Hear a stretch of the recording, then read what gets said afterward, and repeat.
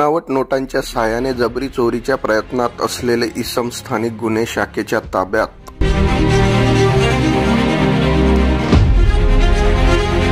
यापूर्वी केलेल्या जबरी चोरीचा मुद्देमाल देखील हस्तगत।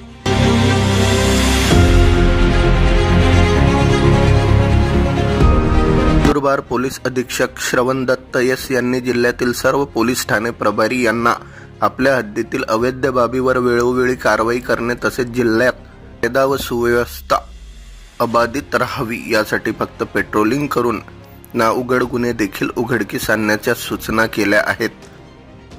त्यानुसार दिनांक 20 फेब्रुवारी 2025 रोजी स्थानिक गुन्हे शाखेचे पोलीस निरीक्षक हेमंत पाटील यांना गुप्त बातमीदारामार्फत माहिती मिळाली की नंदुरबार शहरात धुळे चौफुली येथील दर्गा समोर 3 व्यक्ती हे बनावट नोटा बाळगून आहेत व एका व्यक्तीला 1 लाख रुपयाचे 6 लाख रुपये देण्याचे आमिष दाखवून समोरील इसमाकडील रक्कम जबरीने चोरी करण्याचा प्रयत्न करणार आहेत, अशी खात्रीशीर माहिती मिळाल्यावरून पोलीस अधीक्षक श्रवण दत्त एस यांच्या मार्गदर्शनाखाली पोलीस निरीक्षक हेमंत पाटील यांनी लागलीच शहरात पेट्रोलिंग करीत असलेल्या स्थानिक गुन्हे शाखेच्या पथकास सदरील माहिती कळवली व खात्री करून कायदेशीर कार्यवाही करण्याच्या सूचना केल्या।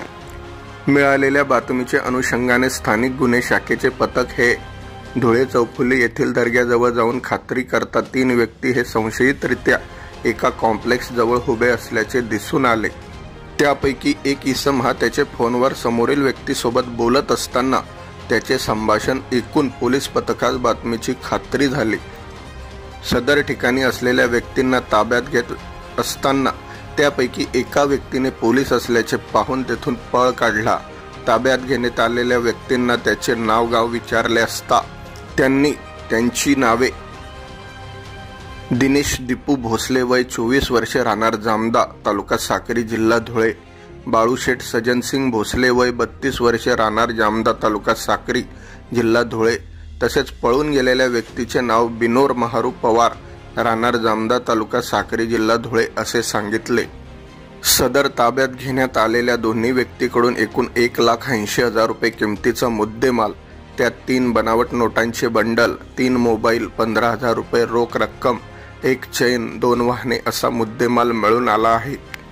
सदर व्यक्तींना त्यांच्याकडेच मिळून आलेल्या मुद्देमालाबाबत विश्वासात घेऊन विचारपूस करता त्यांनी सांगितले की चैन, रोख रक्कम व मोबाईल हा काही दिवसापूर्वी दोंडाच्या शहरात एका व्यक्तीस अडवून त्याच्याकडून जबरीने चोरी केला असल्याचे सांगितले।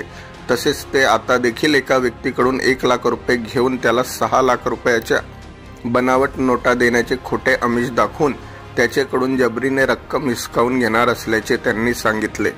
सदरचा कट त्याचा साथीदार नाव विक्की आचार चव्हाण राहणार जामदा तालुका साक्री जिल्हा धुळे याने रचल्याचे त्यांनी सांगितले।